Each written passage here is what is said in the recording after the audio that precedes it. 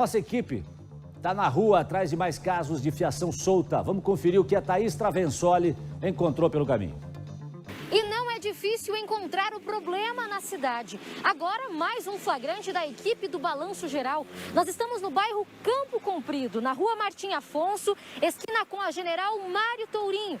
Por aqui, mais fios soltos. Veja só, para quem vem passando por aqui, os pedestres precisam desviar. Olha o tamanho do fio solto. Do outro lado da esquina também o mesmo problema. Para quem passa de bicicleta, como é o caso aqui, ó, do rapaz passando neste momento, precisa tomar muito cuidado. Eu acho que não pode deixar na calçada, né? Deixar erguido. O que o senhor acha disso? Não dá medo? Dá medo, mas a gente vai fazer o quê? Tem que passar por ali. Entendeu? Então não tem outro jeito. Pessoal de moto que vai passar aqui na lateral tem que tomar bastante cuidado também. E claro, uma área de muita movimentação de pessoas. Olha só, mais ciclistas tentando atravessar. E claro, daqui a pouquinho vão passar por aqui, ó, perto desses fios. Vamos acompanhar como eles vão fazer para poder desviar. Vão pelo canto da rua, porque por aqui teriam que passar por cima dos fios. É perigoso, né? Não dá, a gente tá andando aí, pode acabar enroscando, tropeçar, né? Ainda mais com essa luminosidade toda, a gente não consegue enxergar. Pode ser bem perigoso enroscar o guidão da bicicleta e cair. Então, acho que se fosse visto com mais atenção pela prefeitura, ia ser muito bom. Você mora por aqui, passa por aqui? Eu moro do outro lado da cidade, por isso eu não estou acostumado.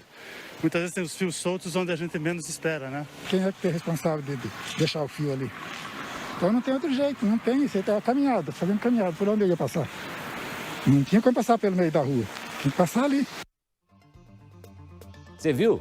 Dentro de um cabo desse são vários fios. Aí você não sabe se ali está passando energia. Corre o risco de estar passando energia. Um fio, às vezes, desencapado, pode ocasionar aí uma queimadura, um choque, ou até situações talvez piores do que essa, né? Então a gente discute esse assunto. Queria até que você participasse comigo.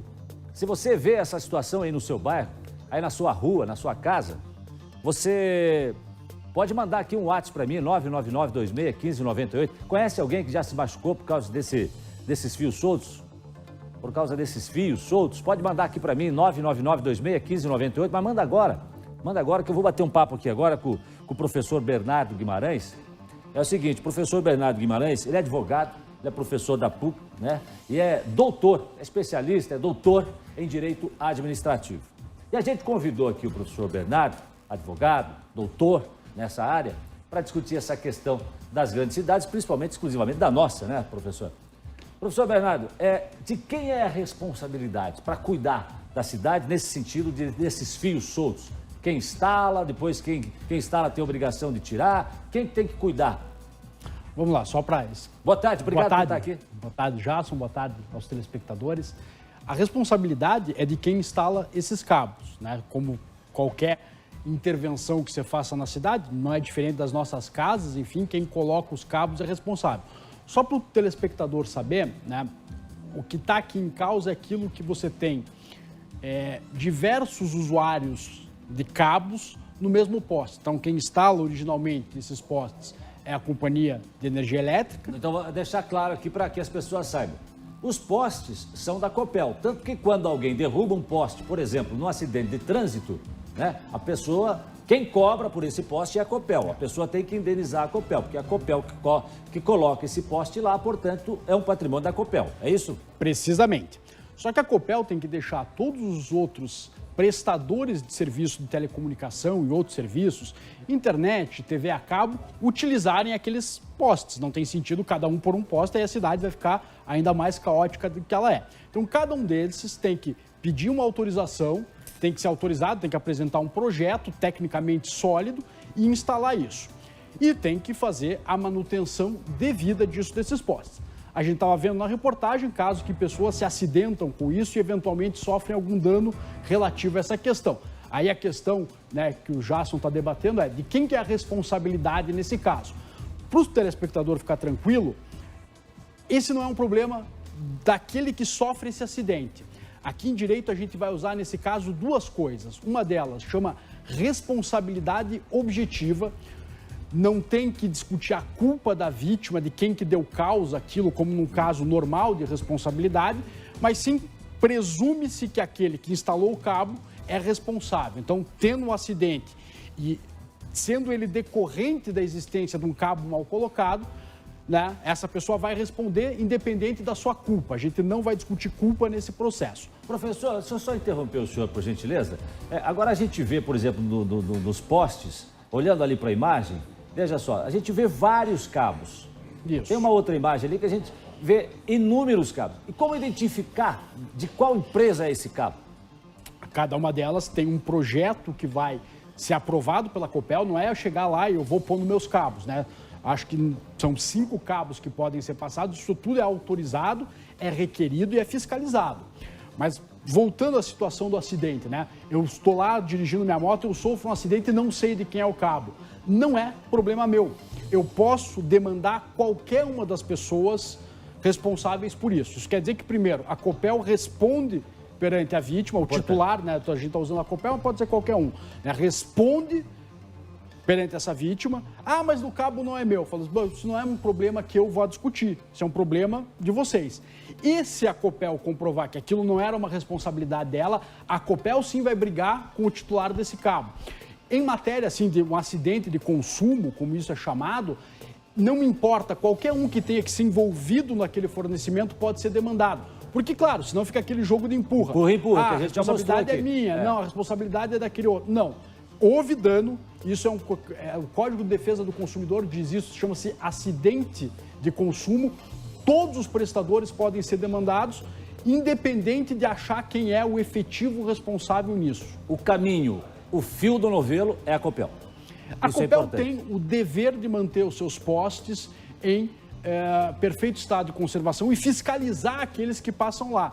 Perante o usuário, é injusto que ele saiba quem é essa pessoa. Ah, o cabo é Sim. da empresa A, B, C. Mas nesse Então, primeiro momento fica esclarecido isso. Eu quero pedir aqui mais um instante, que eu quero agora conversar com o Emanuel Pirim, professor Bernardo, porque é o seguinte, o Emanuel Pirim, tem a questão do perigo, e tal, tudo mais, mas tem também a questão da cidade, da estética da cidade.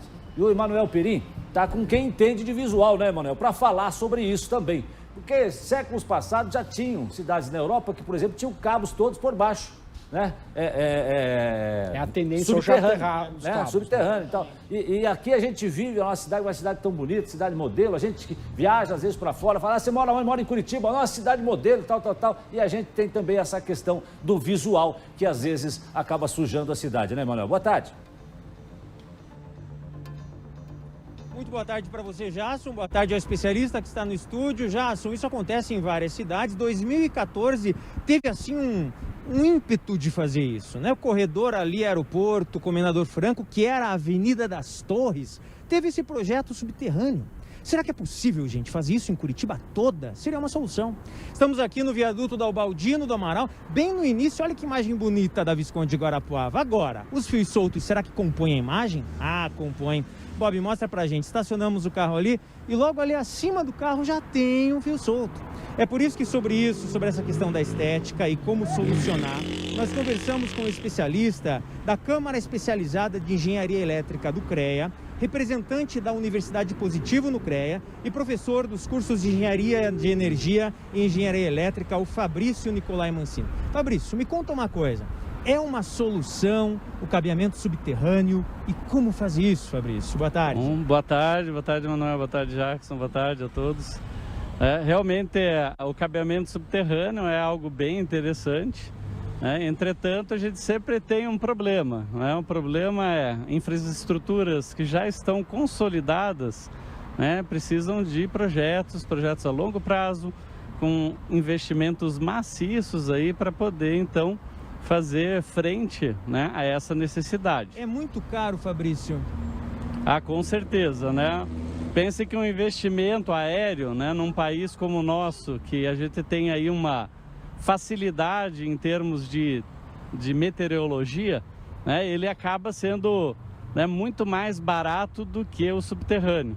Especialmente se a gente pensar que no subterrâneo a gente pode estar compartimentando aí, compartilhando também com outros sistemas como água, gás, esgoto, o que complica um pouco mais, né, essa dinâmica. Eles tentaram em 2014 dar um pontapé, mas a coisa não evoluiu, né, Fabrício?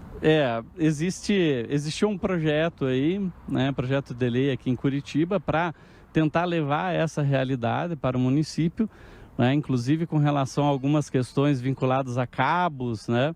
Então os cabos abandonados, que muitas vezes são também perigosos e acabam ocasionando esses acidentes, né? Que não são só, né, os cabos de empresas que estão funcionando, mas realmente esse projeto aí não evoluiu, né? A gente tem que pensar que eles precisam de investimentos maciços, né? O que eu tenho notícia maior é um de Santa Felicidade, que eles estavam propondo aí uma parceria público-privada. E aí, Fabrício Jasson Goulart, para a gente encerrar a nossa participação, talvez o que nesse momento está sendo discutido, Fabrício, em Santa Felicidade, seja um dos caminhos, uma parceria público-privada. É um custo elevadíssimo, talvez essa parceria com empresas, com a iniciativa privada, possa de alguma forma ser uma solução, Jasson Goulart.